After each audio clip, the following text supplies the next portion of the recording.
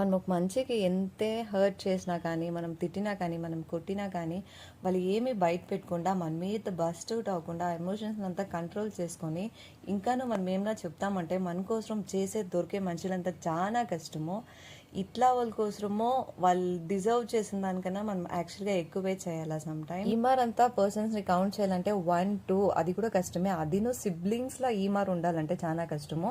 వాళ్ళేం చెప్పేది నేనే వినేదాన్ని రేంజ్ కదా ఈ జనరేషన్లో సిబ్లింగ్ అంతా ఉంటారో.